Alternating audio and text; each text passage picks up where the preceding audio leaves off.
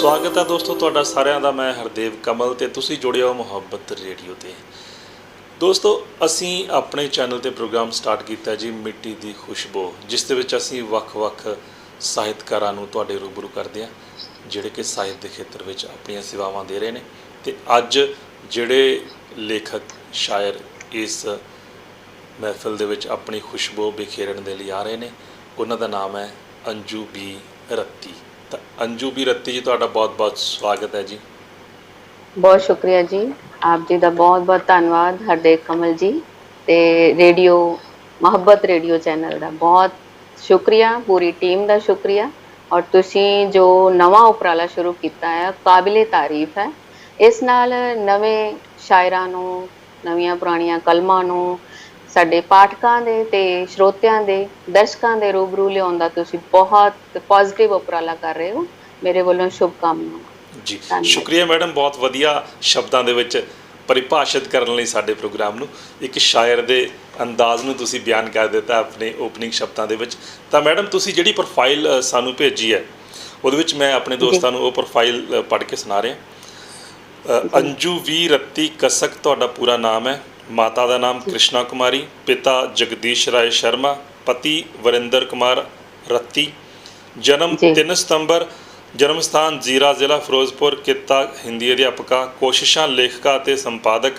ਵਿਦਿਅਕ ਯੋਗਤਾ MA ਹਿੰਦੀ, ਅੰਗਰੇਜ਼ੀ, history ਅਤੇ B.Ed। ਤੁਸੀਂ ਹੁਸ਼ਿਆਰਪੁਰ ਦੇ ਵਿੱਚ ਰਹਿੰਦੇ ਹੋ।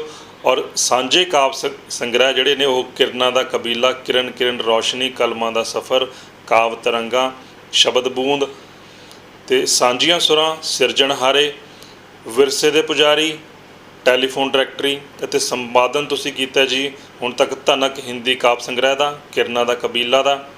ਔਰ ਮੌਲਿਕ ਬਾਲ ਸਾਹਿਤ ਤੁਸੀਂ ਬਾਲ ਸੁਨੇਹੇ ਅਤੇ ਸਿਖਰ ਕੀ ਔਰ, ਅਤੇ ਇੱਕ ਸਾਂਝਾ ਮਿੰਨੀ ਕਹਾਣੀ ਸੰਗ੍ਰਹਿ ਤੁਸੀਂ 2020 OFC ਕਹਿਲੇ, ਅਤੇ ਸਾਂਝਾ ਮਿੰਨੀ ਕਹਾਣੀ ਸੰਗ੍ਰਹਿ ਤੁਸੀਂ ਕਿਰਦੀ ਜਵਾਨੀ, ਪੰਜਵਾਂ ਥੰਮ, ਸਿਰਕੱਢ ਕਵਿੱਤਰੀ, ਸ਼੍ਰੋਮਣੀ ਪੰਜਾਬੀ ਲਿਖਾਰੀ ਸਭਾ ਪੰਜਾਬ ਵੱਲੋਂ ਤੁਹਾਨੂੰ ਸਨਮਾਨ ਮਿਲ ਚੁੱਕੇ ਨੇ। ਔਰ ਕਈ ਵਾਰ ਤੁਸੀਂ ਆਕਾਸ਼ਵਾਣੀ ਰੇਡੀਓ 'ਤੇ ਆਪਣਾ ਪ੍ਰੋਗਰਾਮ ਦੇ ਚੁੱਕੇ ਹੋ, ਟੋਰਾਂਟੋ ਦੇ PBC ਚੈਨਲ 'ਤੇ ਵੱਖ-ਵੱਖ ਪ੍ਰੋਗਰਾਮਾਂ ਵਿੱਚ ਇੰਟਰਵਿਊ ਦੇ ਚੁੱਕੇ ਹੋ, ਔਰ ਇੱਕ ਵਾਰੀ ਰਾਬਤਾ ਰੇਡੀਓ 'ਤੇ ਇੰਟਰਵਿਊ ਦੇ ਚੁੱਕੇ ਹੋ, ਅਤੇ ਅੱਜ ਤੁਸੀਂ ਮੁਹੱਬਤ ਰੇਡੀਓ 'ਤੇ ਇੰਟਰਵਿਊ ਦੇ ਰਹੇ ਹੋ। ਤਾਂ ਕਿੱਦਾਂ ਲੱਗ ਰਿਹਾ ਮੈਡਮ ਇੰਨਾ ਸਾਰਾ ਸਫ਼ਰ ਤੈਅ ਕਰਕੇ? ਬਹੁਤ ਅੱਛਾ। ਇਹ ਸਫ਼ਰ ਦੀ ਸ਼ੁਰੂਆਤ ਹੈ ਜੀ, ਬਹੁਤ ਕੁਝ ਸਿੱਖਦੇ ਹੋਏ। ਜਿੱਦਾਂ ਬੱਚਾ ਤੁਰਨਾ ਸਿੱਖਦਾ ਆ ਜੀ, ਤੇ ਇਹ ਮੈਂ ਤੁਰਨਾ ਸਿੱਖ ਰਹੀ ਹਾਂ। ਤੇ ਕੋਸ਼ਿਸ਼ ਕਰਾਂਗੀ ਕਿ ਮੈਂ ਆਪਣੇ ਕਦਮਾਂ ਨੂੰ ਇਹਨਾਂ ਸ਼ਬਦਾਂ ਦੇ ਰਾਹੀਂ, ਹੈ ਨਾ, ਕਲਮ ਦੇ ਸਹਾਰੇ ਪੁੱਟਣਾ ਸਿੱਖ ਸਕਾਂ ਜੀ। ਜੀ। ਬਹੁਤ ਮੈਡਮ ਇਹ ਜਿਹੜਾ ਸਫ਼ਰ ਸੀ ਤੁਹਾਡਾ, ਇਹ ਕਦੋਂ ਸ਼ੁਰੂ ਹੋਇਆ ਜੀ? ਕਹਿੰਦੇ ਆ ਨਾ ਕਿ ਜਿਹੜਾ ਸ਼ਾਇਰ ਹੁੰਦਾ ਜਾਂ ਤਾਂ ਉਹ ਸੱਟ ਲੱਗੀ ਤੇ ਲਿਖਣਾ ਸ਼ੁਰੂ ਕਰਦਾ, ਤੇ ਜਾਂ ਫਿਰ ਕਦੀ-ਕਦੀ ਬਹੁਤ ਖੁਸ਼ੀ 'ਚ ਵੀ ਸ਼ੁਰੂ ਕਰ ਲੈਂਦਾ ਜੀ। ਤੇ ਮੇਰੀ ਜ਼ਿੰਦਗੀ 'ਚ ਜਦੋਂ ਪਰਮਾਤਮਾ ਨੇ ਪਿਤਾ ਦੀ ਕਮੀ ਲਿਆ ਦਿੱਤੀ ਸੀ ਮੈਨੂੰ, ਅਚਾਨਕ ਉਹਨਾਂ ਦਾ ਜਾਣਾ ਜਿਹੜਾ ਸੀਗਾ ਅਸਹਿ ਸੀ ਮੇਰੇ ਲਈ ਜੀ। ਤੇ ਉਹਨਾਂ ਦੀ ਜਾਣ ਤੋਂ ਬਾਅਦ ਜਦੋਂ ਮੇਰੀ ਮੈਰਿਜ ਹੋਈ ਤੇ ਉਸ ਵੇਲੇ ਮੈਨੂੰ ਉਹਨਾਂ ਦੀ ਕਮੀ ਬਹੁਤ ਮਹਿਸੂਸ ਹੋਈ ਸੀਗੀ, ਕਿਉਂਕਿ ਮੇਰੇ ਨਾਲ ਪਿਆਰ ਬਹੁਤ ਸੀਗਾ ਉਹਨਾਂ ਦਾ। ਹੁੰਦਾ ਹੀ ਆ, ਹਰ ਮਾਂ-ਬਾਪ ਦਾ ਹੁੰਦਾ ਹੈ ਜੀ, ਜਦੋਂ ਲਾਡ ਨਾਲ ਧੀ ਪੁੱਤ ਨੂੰ ਪਾਲਿਆ ਹੋਵੇ। ਤੇ ਉਸ ਤੋਂ ਬਾਅਦ ਜਦੋਂ ਆਪਣੇ ਘਰ ਗਈ, ਸੁਖੀ ਵਸੀ, ਮੈਨੂੰ ਉਹਨਾਂ ਦੀ ਹਰ ਪਲ ਯਾਦ ਆਉਣੀ ਜੀ। ਮੇਰੇ ਸੁਪਨਿਆਂ ਦੇ ਵਿੱਚ ਆ ਕੇ ਉਹਨਾਂ ਨੇ ਮੇਰਾ ਸਸੁਰਾਲ ਦਾ ਪਰਿਵਾਰ ਦੇਖਿਆ। ਜਿਹੜੀ ਮੇਰੀ ਤਮੰਨਾ ਹੁੰਦੀ ਸੀ ਕਿ ਪਿਤਾ ਜੀ ਮੇਰੇ ਹੁੰਦੇ ਤੇ ਮੇਰੇ ਘਰ ਦੇ ਵਿੱਚ ਆਉਂਦੇ, ਮੈਨੂੰ ਦੇਖਦੇ। ਸੋ ਜਦੋਂ ਮੈਂ ਉਹਨਾਂ ਦਾ, ਮੈਨੂੰ ਦ੍ਰਿਸ਼ਟਾਂਤ ਹੋਇਆ ਉਹਨਾਂ ਦਾ ਸੁਪਨੇ ਦੇ ਵਿੱਚ, ਉਸ ਤੋਂ ਬਾਅਦ ਮੈਂ ਕੁਝ ਲਿਖਣ ਦੀ ਕੋਸ਼ਿਸ਼ ਕੀਤੀ ਸੀ ਕਿ ਮੈਨੂੰ ਤੁਹਾਡੀ ਕਮੀ ਬਹੁਤ ਮਹਿਸੂਸ ਹੋ ਰਹੀ ਹੈ। ਉਹ ਚੰਦ ਸ਼ਬਦ ਜਿਹੜੇ, ਪਤਾ ਨਹੀਂ ਮੈਨੂੰ ਉਹ ਕੀ ਸੀਗਾ ਜੀ, ਬਸ ਉਹ ਕਲਮ ਚੁੱਕੀ ਤੇ ਉਹ ਲਿਖਿਆ। ਉਸ ਤੋਂ ਬਾਅਦ ਉਹਨਾਂ ਦਾ ਹੀ ਮੈਂ ਤਾਂ ਆਸ਼ੀਰਵਾਦ ਕਹੂੰਗੀ ਜੋ ਮੈਂ ਅੱਜ ਤੁਹਾਡੇ ਰੂਬਰੂ ਬੈਠੀ ਜੀ। ਯਾਨੀ ਕਿ ਪਿਤਾ ਦੇ ਵਿਛੋੜੇ ਨੇ ਤੁਹਾਨੂੰ ਲੇਖਕ ਬਣਾ ਦਿੱਤਾ ਜੀ।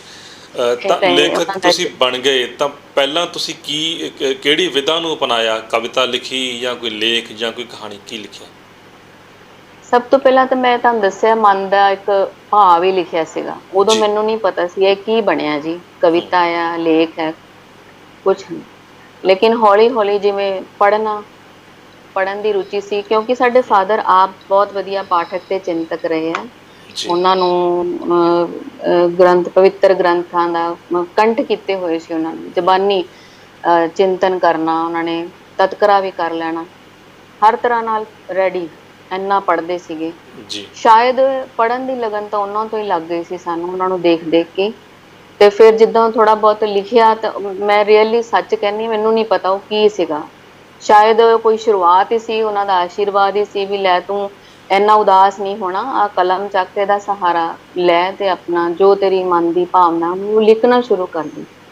ਜੀ ਸੋ ਉਸ ਤੋਂ ਬਾਅਦ ਥੋੜਾ ਬਹੁਤ ਜਿਵੇਂ ਜਿਵੇਂ ਸਮਝ ਆਈ ਹੈ ਕਿ ਕਵਿਤਾ ਦਾ ਤੇ ਖੁੱਲੀ ਕਵਿਤਾ ਦਾ ਤੇ ਆਰਟੀਕਲ ਕੀ ਆ, ਲੇਖ ਕੀ ਆ, ਮਿੰਨੀ ਕਹਾਣੀ ਕੀ ਆ, ਥੋੜਾ ਥੋੜਾ ਬਾਅਦ ਚ ਸਮਝਣਾ ਸ਼ੁਰੂ ਕੀਤਾ।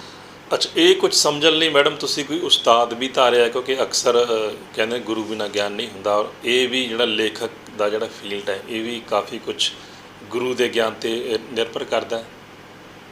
ਬਿਲਕੁਲ ਕਰਦਾ ਜੀ, ਮੈਂ ਦੇਖਦੀ ਵੀ ਹਾਂ ਔਰ ਸੋਸ਼ਲ ਮੀਡੀਆ ਤੇ ਅਸੀਂ ਪੜ੍ਹਦੇ ਸੁਣਦੇ ਵੀ ਹਾਂ ਬਈ ਉਹਨਾਂ ਨੂੰ ਉਸਤਾਦ ਧਾਰਨ ਕੀਤਾ, ਉਹਨੂੰ ਗੁਰੂ ਧਾਰਨ ਕੀਤਾ, ਪਰ ਹਜੇ ਤੱਕ ਸ਼ਾਇਦ ਇਹ ਮੇਰੇ ਤੇ ਕਿਰਪਾ ਨਹੀਂ ਕੀਤੀ ਰੱਬ ਨੇ ਕਿ ਮੈਂ ਕੋਈ ਗੁਰੂ ਧਾਰਨ ਕਰ ਸਕਾਂ ਜਾਂ ਉਸਤਾਦ ਧਾਰਨ ਕਰ ਸਕਾਂ। ਜੀ ਤੇ ਹੋ ਸਕਦਾ ਆਉਣ ਵਾਲੇ ਸਮੇਂ 'ਚ ਜੇ ਇਹ ਵੀ ਰੱਬ ਦੀ ਕੋਈ ਮਿਹਰਬਾਨੀ ਹੋ ਗਈ ਤਾਂ ਕਿਸੇ ਨੂੰ ਮੇਰੇ ਤੇ ਤਰਸ ਆਇਆ, ਕਿਸੇ ਜੀ ਵਿਸ਼ੇਸ਼ ਜਿਹੜੀ ਸ਼ਖਸੀਅਤ ਹੋਊਗੀ ਤੇ ਜੀ ਸ਼ਾਇਦ ਮੈਨੂੰ ਸਿਖਾਉਣ ਲਈ ਮੇਰਾ ਹੱਥ ਫੜੇ।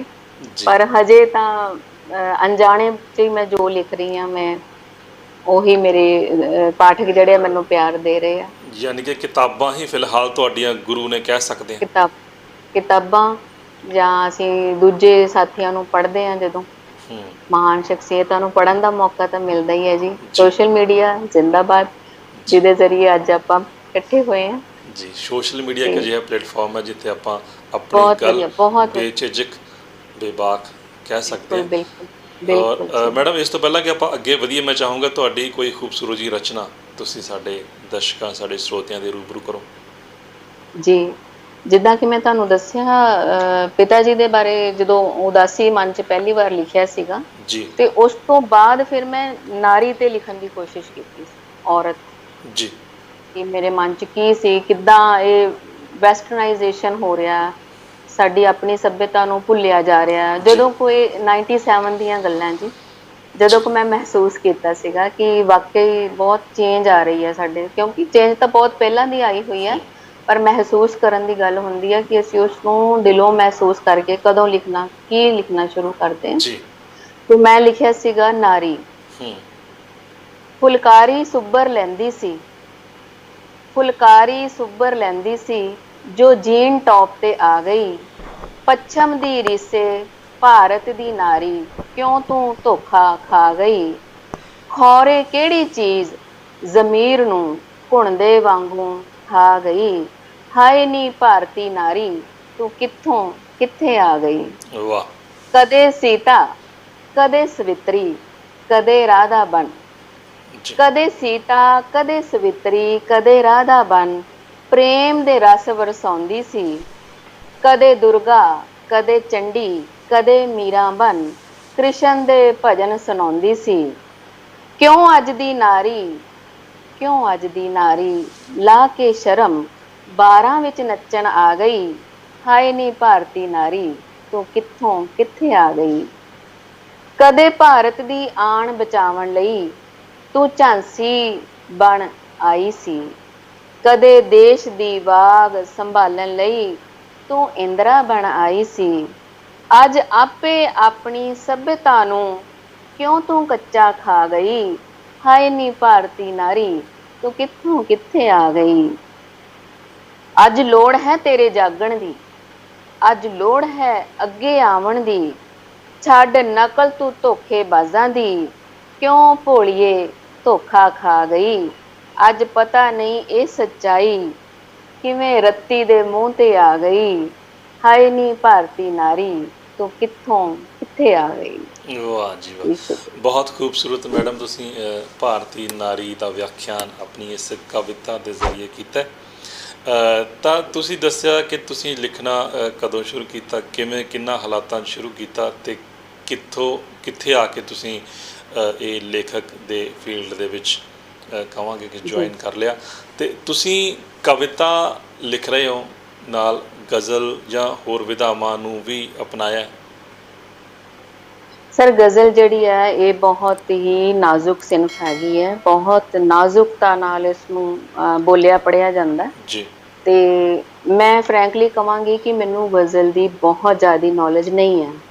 ਜੇ ਅਸੀਂ ਕਹੀਏ ਇਹਦਾ ਪੈਰਾਮੀਟਰ ਕੀ ਹੈ ਜਾਂ ਇਸ ਦੀ ਉਚਾਈਆਂ ਕੀ ਨੇ ਇਸ ਦੀ, ਲੇਕਿਨ ਇਸ ਦੀ ਮਾਸੂਮੀਅਤ ਨੂੰ ਜੋ ਮੈਂ ਦਿਲੋਂ ਮਹਿਸੂਸ ਕਰਦੀ ਹਾਂ, ਜਦੋਂ ਮੈਨੂੰ ਆਪ ਨਹੀਂ ਮੈਂ ਕਹਿੰਦੀ ਮੈਂ ਗਜ਼ਲ ਲਿਖੀ ਆ, ਇਹ ਸੱਚਾਈ ਹੈ। ਲੇਕਿਨ ਮੇਰੇ ਪੜ੍ਹਨ ਵਾਲੇ ਭੈਣ ਭਰਾ ਜਦੋਂ ਕਹਿੰਦੇ ਆ ਕਿਆ ਖੂਬ ਗਜ਼ਲ ਕਹੀ ਹੈ ਤੁਸੀਂ, ਤੇ ਮੈਨੂੰ ਹੈਰਾਨੀ ਵੀ ਹੁੰਦੀ ਤੇ ਖੁਸ਼ੀ ਵੀ ਹੁੰਦੀ ਹੈ ਕਿ ਮੇਰੇ ਤੋਂ ਕੁਝ ਕਹਿ ਹੋ ਗਿਆ ਇਸ ਬਾਰੇ ਜੀ ਜਦ ਮੈਂ ਲਿਖ ਪਾਈ। ਸੋ ਮੈਨੂੰ ਬੜੀ ਖੁਸ਼ੀ ਤੇ ਮਾਣ ਮਹਿਸੂਸ ਹੈ ਇਸ ਗੱਲ ਦਾ ਕਿ ਸੂਲ ਸੁਰਾਹੀ ਜਿਹੜੀ ਇੱਕ ਬਹੁਤ ਮਸ਼ਹੂਰ ਸਾਡੀ ਮੈਗਜ਼ੀਨ ਹੈ ਜੀ ਪੰਜਾਬੀ ਖਾਸ ਕਰ ਗਜ਼ਲਾਂ ਦੀ, ਤੇ ਉਹਦੇ ਕਵਰ ਪੇਜ ਤੇ ਇਸ ਵਾਰ ਦੀ ਅਪ੍ਰੈਲ ਤੋਂ ਸਤੰਬਰ 2020 ਦੇ ਵਿੱਚ ਕਵਰ ਪੇਜ ਤੇ ਮੇਰੀ ਰਚਨਾ ਨੂੰ ਸਥਾਨ ਦਿੱਤਾ ਗਿਆ। ਔਰ ਇਹ ਜਿਹੜਾ ਸਭ ਤੋਂ ਵੱਡਾ 2020 ਦਾ ਮੈਂ ਕਹੂੰਗੀ ਮਾਣ ਜਾਂ ਸਨਮਾਨ ਮੈਨੂੰ ਹਾਸਿਲ ਹੋਇਆ, ਜੀ ਜੇ ਕਹੂੰ ਤਾਂ ਮੈਂ ਉਹ ਆਪ ਸਭ ਦੀ ਨਜ਼ਰ ਕਰਨਾ ਚਾਹੂੰਗੀ। ਜੀ ਤੇ ਮੈਡਮ ਜਿਹੜੀਆਂ ਤੁਸੀਂ ਰਚਨਾਵਾਂ ਤੇ ਹੋਰ ਮੈਨੂੰ ਤੁਸੀਂ ਉਹ ਭੇਜੀਆਂ ਨੇ ਆਪਣੀ ਹੁਣ ਤੱਕ ਜੋ ਛਪੀਆਂ ਤੁਹਾਡੇ ਵੱਖ-ਵੱਖ ਰਸਾਲਿਆਂ ਦੇ ਵਿੱਚ, ਤੁਹਾਡੀਆਂ ਬੁੱਕਸ ਵੀ ਜੋ ਛਪੀਆਂ ਨੇ, ਵੈਸੇ ਉਹ ਵੀ ਬਹੁਤ ਵੱਡਾ ਮਾਣ ਸਨਮਾਨ ਤੁਹਾਡੇ ਲਈ ਹੈ ਕਿਉਂਕਿ ਤੁਸੀਂ ਹਰ ਅਖਬਾਰ ਦੇ ਵਿੱਚ ਛਪੇ ਹੋ, ਮੈਗਜ਼ੀਨ ਅਖਬਾਰਾਂ ਦੇ ਵਿੱਚ ਤੁਹਾਡੀਆਂ ਰਚਨਾਵਾਂ ਨੂੰ ਜਗ੍ਹਾ ਮਿਲੀ ਹੈ।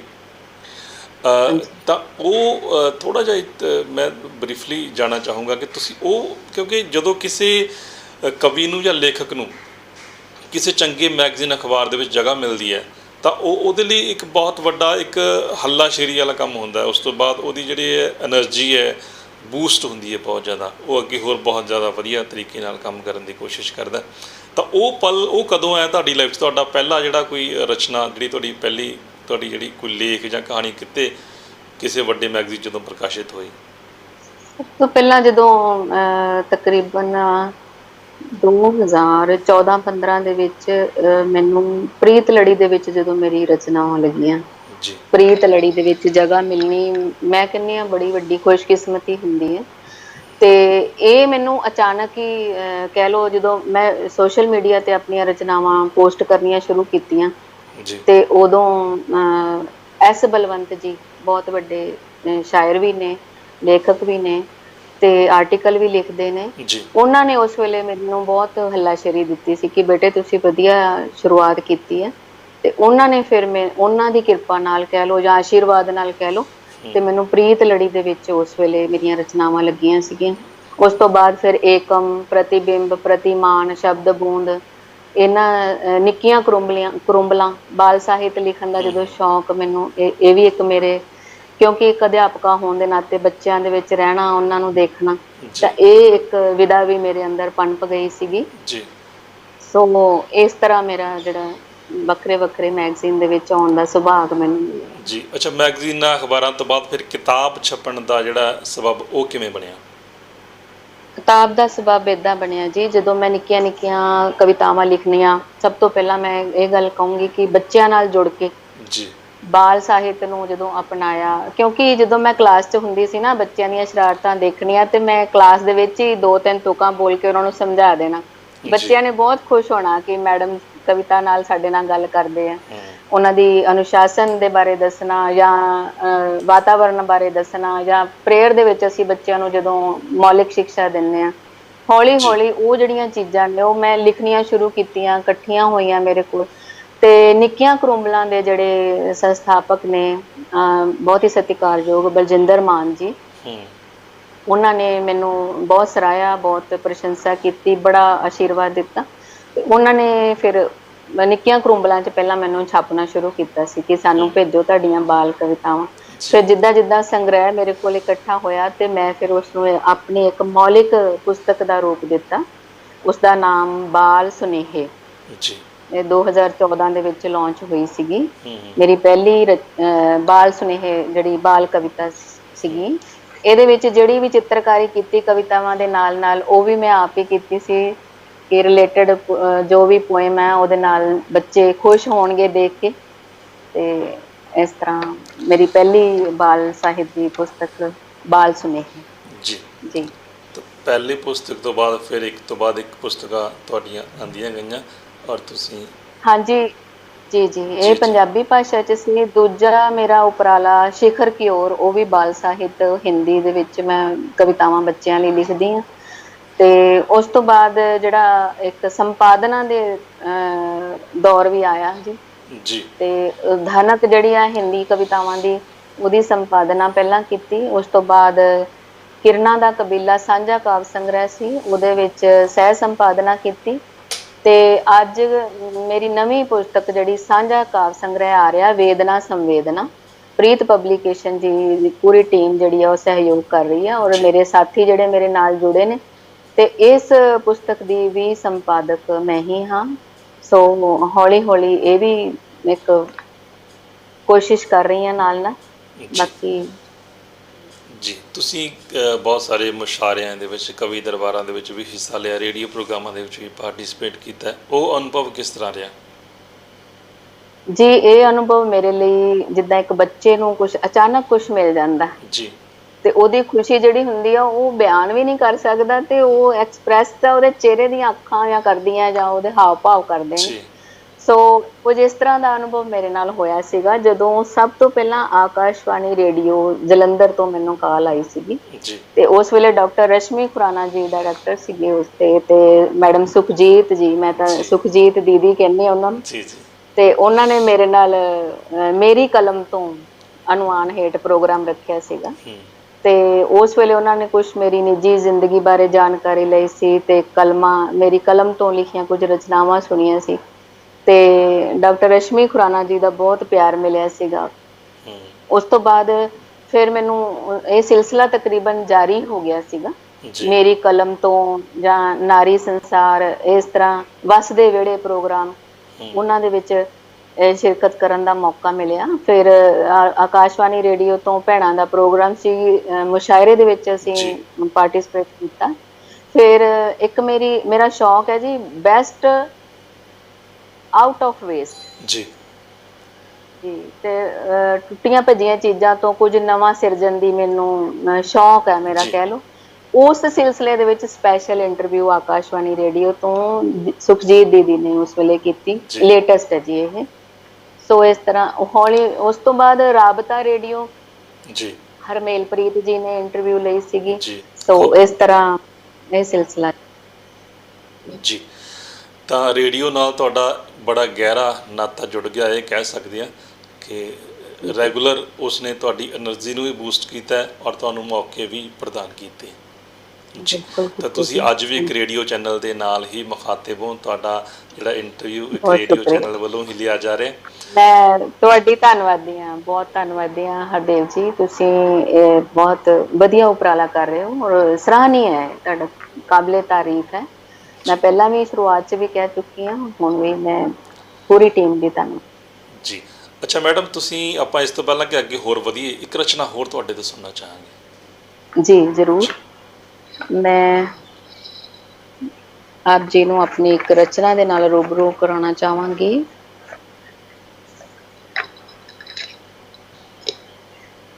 हिंदी रचना जी जी सुना रही बिल्कुल। हूँ। शेर से शेर मिले तो गजल हो जाए, शेर से शेर मिले तो गजल हो जाए, दिल मिले दिल से खुदा का फजल हो जाए, शेर से शेर दफन करके उनकी यादें अपनी गहराई में, दफन करके उनकी यादें अपनी गहराई में, दिल ये फिर क्यों ना कहो ताज महल हो जाए, शेर से शेर डबडबाई सी है आशकों के समंदर में जो, डबडबाई सी है आशकों के समंदर में जो, आंख सुरमे से भरी क्यों ना कमल हो जाए, शेर से शेर किसी फकीर की दुआ सी है मोहब्बत उसकी, किसी फकीर की दुआ सी है मोहब्बत उसकी, झोंपड़ी फिर क्यों ना दिल की महल हो जाए, शेर से शेर जुगनुओं सी चमक उठती थी उसे देख के जो, जुगनुओं सी चमक उठती थी उसे देख के जो, उसके जाने से वो आंखें सजल हो जाए, शेर से शेर।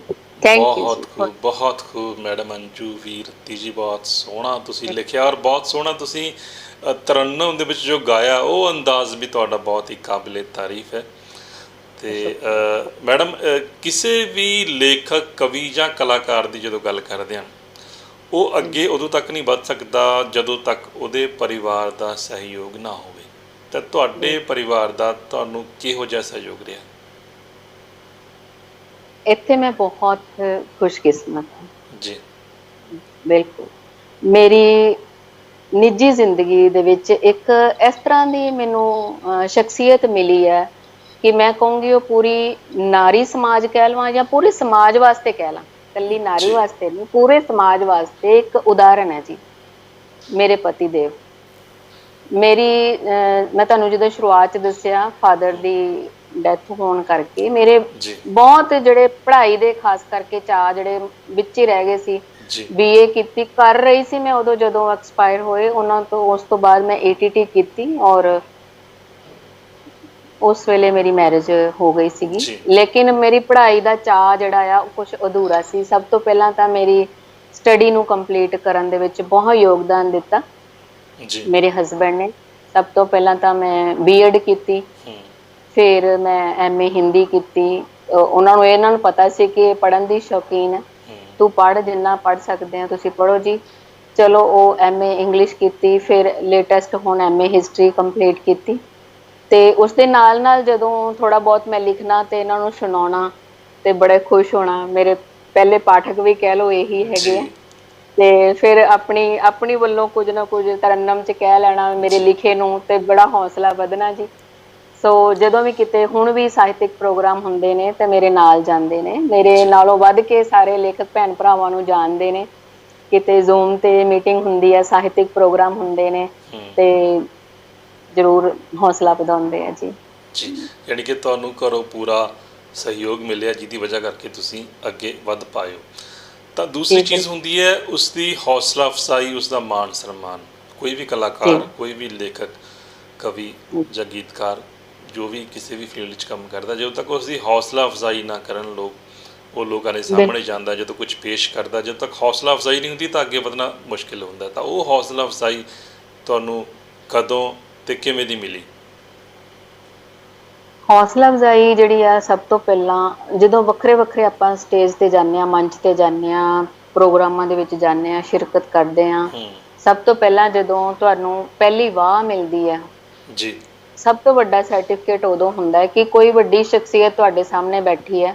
ਤੁਹਾਡਾ ਹੌਸਲਾ ਹੀ ਨਹੀਂ ਪਹਿਲਾਂ ਤਾਂ ਪੈਂਦਾ ਕਿ ਅਸੀਂ ਇਹਨਾਂ ਦੇ ਅੱਗੇ ਕੁਝ ਕਹਿਣ ਦੇ ਕਾਬਿਲ ਵੀ ਹੈਗੇ ਆ। ਇੱਕ ਮਾਨਸਿਕ ਸਥਿਤੀ ਕਹਿ ਲਓ। ਜੀ। ਬਾਕੀ ਉਹਨਾਂ ਦਾ ਵਡੱਪਨ ਇਹ ਹੁੰਦਾ ਆ ਵੱਡਿਆਂ ਦਾ ਕਿ ਉਹ ਅਗਲੇ ਨੂੰ ਛੋਟਾ ਅਹਿਸਾਸ ਨਹੀਂ ਹੋਣ ਦਿੰਦੇ।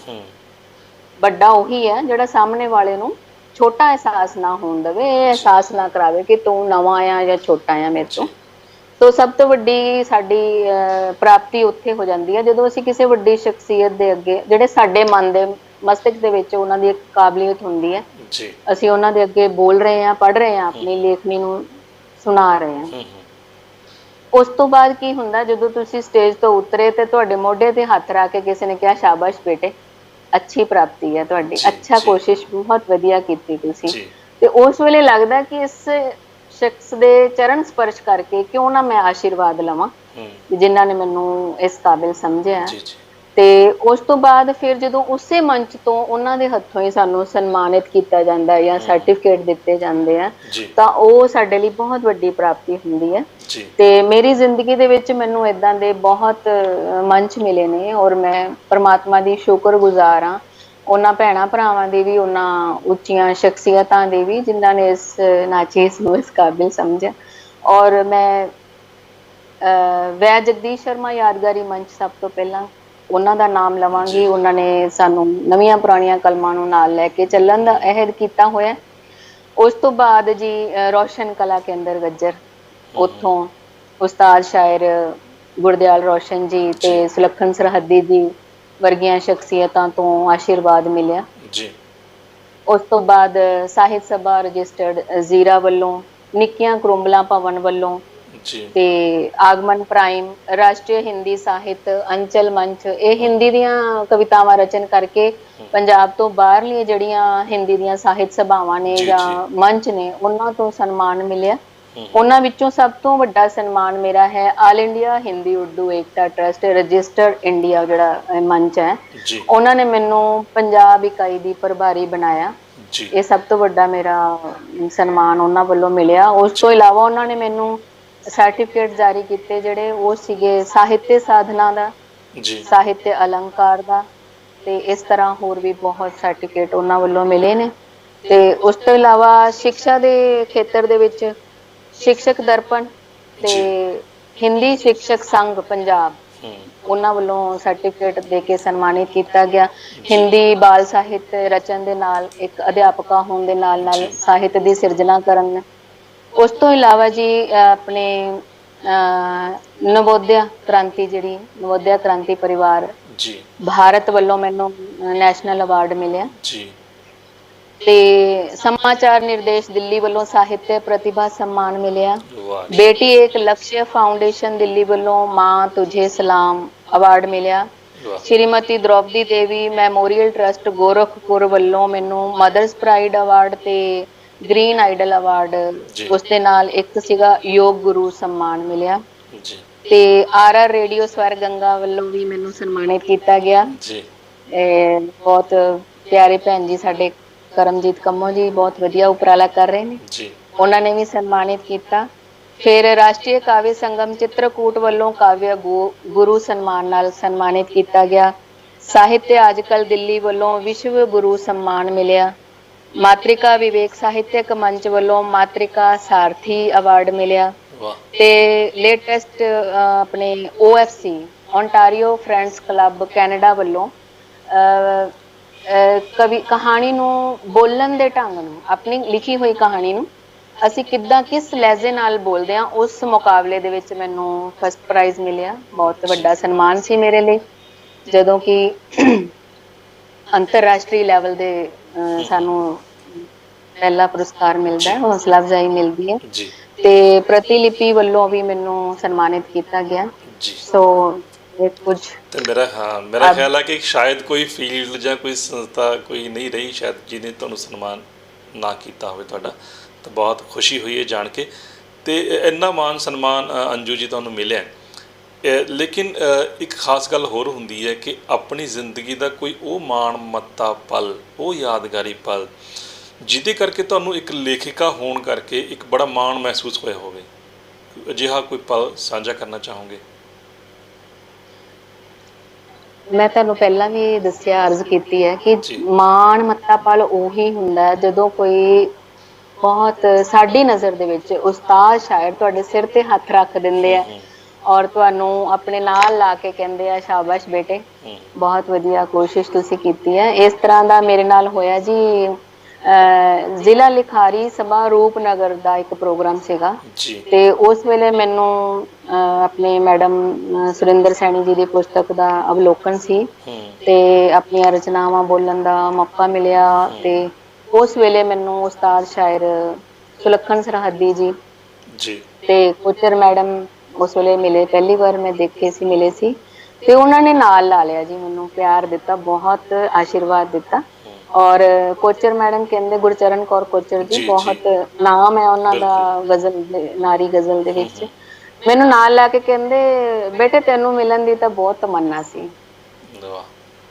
ਔਰ ਤੁਸੀਂ ਯਕੀਨ ਮੰਨਿਓ ਉਸ ਵੇਲੇ ਭਾਵੁਕ ਹੋ ਗਈ ਮੈਂ, ਔਰ ਕਿੰਨੀ ਦੇਰ ਉਹਨਾਂ ਦੇ ਨਾਲ ਲੱਗੀ ਰਹੀ ਤੇ ਹੁਣ ਵੀ ਤੁਹਾਨੂੰ ਦੱਸ ਰਹੀ ਹਾਂ ਮੈਂ ਤੇ ਉਹੀ ਪਲ ਮਹਿਸੂਸ ਕਰ ਰਹੀ ਹਾਂ। ਜੀ।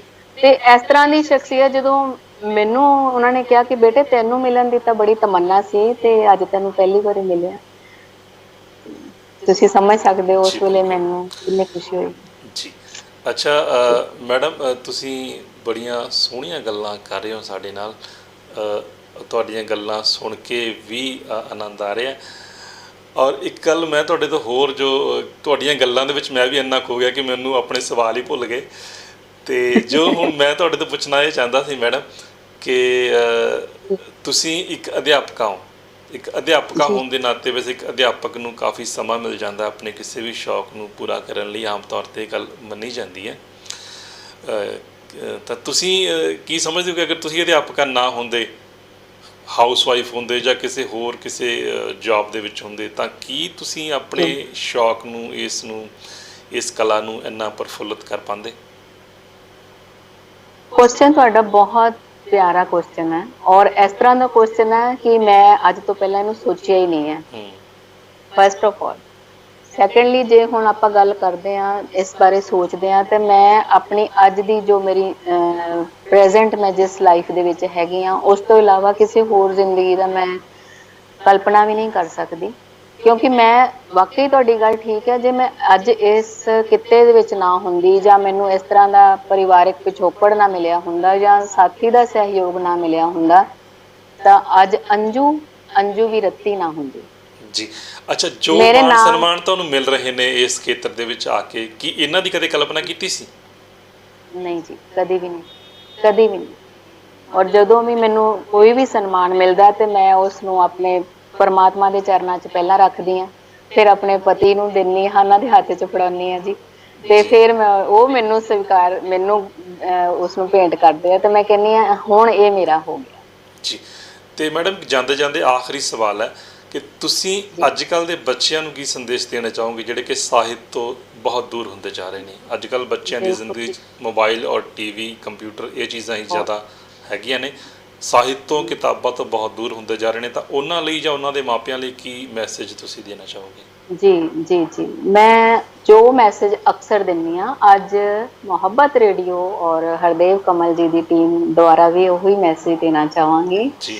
ਕਿ ਜਿੰਨੇ ਵੀ ਮੇਰੇ ਹੀ ਨਹੀਂ, ਮੇਰੇ ਸਾਰੇ, ਜੇ ਮੈਂ ਇੱਕ ਅਧਿਆਪਕਾ ਹਾਂ ਤਾਂ ਪੂਰੇ ਵਿਸ਼ਵ ਦੇ ਜਿਹੜੇ ਸਟੂਡੈਂਟ ਆ ਉਹ ਮੇਰੇ ਆਪਣੇ, ਮੈਂ ਕਹੂੰਗੀ।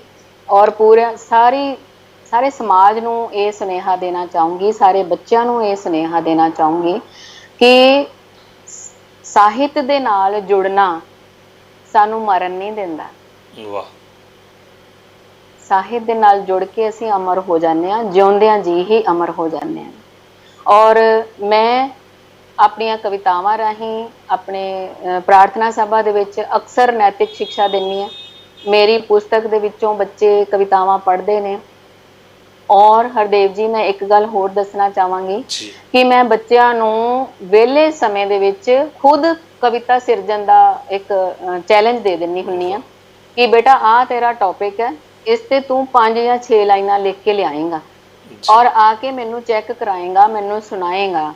ਤੁਸੀਂ ਯਕੀਨ ਮੰਨਿਓ, ਮੈਂ ਸਵੇਰੇ ਸਕੂਲ ਜਾਂਦੀ ਹਾਂ, ਮੇਰੇ ਜਾਣ ਤੋਂ ਪਹਿਲਾਂ ਗੇਟ ਤੋਂ ਲਾਈਨ ਲੱਗੀ ਹੁੰਦੀ ਕਾਪੀਆਂ ਲੈ ਕੇ 5-7 बच्चे जरूर उस टॉपिक पे लिख के आए ਹੁੰਦੇ ਆ जी। मैडम जी हमारा काम चेक करो हमारी कॉपी देखो।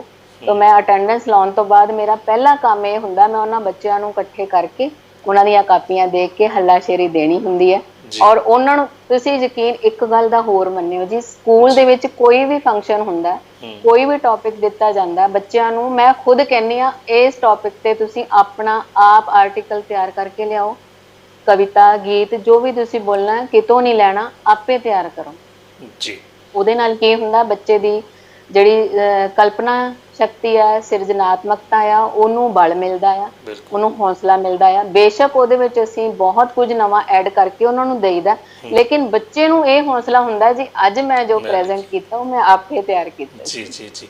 ਤਾਂ ਮੈਂ ਇਹੀ ਸੁਨੇਹਾ ਦੇਣਾ ਚਾਹਾਂਗੀ ਸਾਰੇ ਬੱਚਿਆਂ ਨੂੰ ਕਿ ਬੱਚੋ ਕਵਿਤਾਵਾਂ ਨਾਲ ਜੁੜੋ, ਸਾਹਿਤ ਨਾਲ ਜੁੜੋ, ਆਪਣੀ ਮਾਂ ਬੋਲੀ ਨਾਲ ਜੁੜੋ, ਮਾਤਰੀ ਭਾਸ਼ਾ ਨਾਲ ਉਹਦੇ ਨਾਲ ਰਾਸ਼ਟਰੀ ਭਾਸ਼ਾ ਨਾਲ ਜੁੜੋ ਤੇ ਤੁਹਾਨੂੰ ਪਤਾ ਲੱਗੇ ਸਾਡਾ ਜਿਹੜਾ ਵਿਰਸਾ ਹੈ, ਸਾਡਾ ਜਿਹੜਾ ਕਲਚਰ ਹੈ ਜਾਂ ਸਾਡਾ ਸਾਹਿਤ ਹੈ ਕਿੰਨਾ ਵਿਸ਼ਾਲ ਹੈ ਜੀ। ਸੋ ਇਸ ਦੇ ਨਾਲ ਜੁੜੋ ਤਾਂ ਕਿ ਤੁਸੀਂ ਜਿਉਂਦੇ ਰਹਿ ਸਕੋ। ਜੀ, ਕਿਉਂਕਿ ਬਾਲ ਮਨ ਬਚਪਨ ਇੱਕ ਅਜਿਹੀ ਅਵਸਥਾ ਹੁੰਦੀ ਹੈ ਕਿ ਉਹਨੂੰ ਜਿੱਧਰ ਹੀ ਆਪਾਂ ਮੋੜ ਲਵਾਂਗੇ ਉੱਧਰ ਹੀ ਉਹਨੇ ਮੁੜ ਜਾਣਾ, ਤਾਂ ਬੱਚਿਆਂ ਨੂੰ ਸਹੀ ਸੇਧ ਦੇਣ ਦੀ ਜ਼ਰੂਰਤ ਹੈ ਜੀ। ਬਹੁਤ ਸੋਹਣਾ ਸੰਦੇਸ਼ ਤੁਸੀਂ ਅੰਜੂ ਵੀ ਰੱਤੀ ਜੀ ਦਿੱਤਾ। ਤਾਂ ਹੁਣ ਜਾਣ ਤੋਂ ਪਹਿਲਾਂ ਇੱਕ ਹੋਰ ਰਚਨਾ ਤੁਹਾਡੀ ਸੁਣਨਾ ਚਾਹਾਂਗੇ। ਜ਼ਰੂਰ ਜੀ ਜ਼ਰੂਰ। ਜਿੱਦਾਂ ਕਿ ਮੈਂ ਦੱਸਿਆ ਤੁਹਾਨੂੰ ਪੰਜਾਬੀ ਟੱਪੇ ਤੇ ਪੰਜਾਬੀ ਮਾਈਏ ਲਿਖਣਾ ਮੇਰਾ ਇੱਕ ਬਹੁਤ ਪਿਆਰਾ ਸ਼ੌਂਕ ਮੈਂ ਆਪਣੇ ਆਪ 'ਚ ਕਹਿੰਦੀ ਹੁੰਦੀ, ਕਿਉਂਕਿ ਜਦੋਂ ਇਨਸਾਨ ਖੁਸ਼ ਹੁੰਦਾ ਹੈ ਜਾਂ ਕੁਛ ਵੀ ਹੁੰਦਾ, ਇੱਕ ਟੱਪੇ ਤੇ ਮਾਈਏ ਇਸ ਤਰ੍ਹਾਂ ਦੀ ਵਿਧਾ ਆ ਜਿਹਦੇ ਵਿੱਚ ਅਸੀਂ ਗੱਲਾਂ ਗੱਲਾਂ 'ਚ ਆਪਣੇ ਦਿਲ ਦੀਆਂ ਗੱਲਾਂ ਵੀ ਕਰ ਜਾਂਦੇ ਹਾਂ ਜੀ। ਸੋ ਮੈਂ ਤਰਨਮ 'ਚ ਆਪਣੇ ਲਿਖੇ ਟੱਪੇ ਜ਼ਰੂਰ ਜਾਂਦੇ ਜਾਂਦੇ ਸੁਣਾਉਣਾ ਚਾਹੂੰਗੀ। ਜੀ। ਅੱਖੀ ਸੁਰਮਾ ਮੈਂ ਪਾ ਬੈਠੀ ਹੈ, ਅੱਖੀ ਸੁਰਮਾ ਮੈਂ ਪਾ ਬੈਠੀ, ਤੇਰੇ ਨਾਲ ਦਿਲ ਲਾ ਕੇ, ਤੇਰੇ ਨਾਲ ਦਿਲ ਲਾ ਕੇ, ਵੇ ਮੈਂ ਚੈਨ ਗਵਾ ਬੈਠੀ ਹੈ, ਵੇ ਮੈਂ ਚੈਨ ਗਵਾ ਬੈਠੀ, ਤੇਰੇ ਨਾਲ ਨਿਭਾਵਾਂ ਮੈਂ ਹੈ, ਤੇਰੇ ਨਾਲ ਨਿਭਾਵਾਂ ਮੈਂ, ਸੁਖ ਦੇਵੇਂ ਦੁੱਖ ਦੇਵੇ, ਸੁਖ ਦੇਵੇ ਦੁੱਖ ਦੇਵੇ, ਝੋਲੀ ਵਿੱਚ ਪਾਵਾਂ ਮੈਂ ਹੈ, ਝੋਲੀ ਵਿੱਚ ਪਾਵਾਂ ਮੈਂ। ਕੋਈ ਚਮਕੇ ਸਿਤਾਰਾ ਵੇ ਹੈ, ਕੋਈ ਚਮਕੇ ਸਿਤਾਰਾ ਵੇ, ਦੱਸਾਂ ਕਿੰਜ ਤੇਰੇ ਬਾਝੋਂ, ਦੱਸਾਂ ਕਿੰਜ ਤੇਰੇ ਬਾਝੋਂ, ਸਾਡਾ ਔਖਾ ਗੁਜ਼ਾਰਾ ਵੇ ਹੈ, ਸਾਡਾ ਔਖਾ ਗੁਜ਼ਾਰਾ ਵੇ। ਅੰਤਿਮ ਸੁਣਾ ਰਹੀ ਹਾਂ ਜੀ ਅੱਜ ਤੱਕ। ਤੈ ਲੱਗੀਏ ਰੁਮਾਲਾਂ ਦੀ ਹੈ, ਤੈ ਲੱਗੀਏ ਰੁਮਾਲਾਂ ਦੀ, ਫੇਰਾ ਕਿਤੇ ਪਾਮਾਇਆ, ਫੇਰਾ ਕਿਤੇ ਪਾਮਾਇਆ, ਪੰਡ ਚੁੱਕੀ ਮੈਂ ਖਿਆਲਾਂ ਦੀ ਹੈ, ਪੰਡ ਚੁੱਕੀ ਮੈਂ ਖਿਆਲਾਂ ਦੀ। Thank you very much. ਬਹੁਤ ਖੂਬ ਜੀ। ਅੰਜੂ ਵੀ ਰੱਤੀ ਜੀ, ਤੁਸੀਂ ਮੁਹੱਬਤ ਰੇਡੀਓ ਦੇ ਇਸ ਪ੍ਰੋਗਰਾਮ ਦੇ ਵਿੱਚ ਸ਼ਾਮਿਲ ਹੋਏ, ਆਪਣੀ ਜ਼ਿੰਦਗੀ ਬਾਰੇ ਖੋਲ੍ਹ ਕੇ ਗੱਲਾਂ ਬਾਤਾਂ ਸਾਂਝੀਆਂ ਕੀਤੀਆਂ ਔਰ ਆਪਣੀਆਂ ਬਹੁਤ ਖੂਬਸੂਰਤ ਰਚਨਾਵਾਂ ਸਾਂਝੀਆਂ ਕੀਤੀਆਂ। ਜ਼ਿੰਦਗੀ ਦੇ ਯਾਦਗਾਰੀ ਪਲਾਂ ਨੂੰ ਸਾਡੇ ਨਾਲ ਸਾਂਝਾ ਕਰਨ ਲਈ, ਸਮਾਂ ਦੇਣ ਲਈ ਬਹੁਤ ਬਹੁਤ ਸ਼ੁਕਰੀਆ ਜੀ। ਬਹੁਤ ਸ਼ੁਕਰੀਆ ਜੀ, ਆਪ ਦਾ ਵੀ ਹਰਦੇਵ ਕਮਲ ਜੀ, ਤੇ ਮੁਹੱਬਤ ਰੇਡੀਓ ਚੈਨਲ ਦੀ ਪੂਰੀ ਟੀਮ ਦਾ ਧੰਨਵਾਦ। ਬਹੁਤ ਸ਼ੁਕਰੀਆ, ਥੈਂਕ ਯੂ।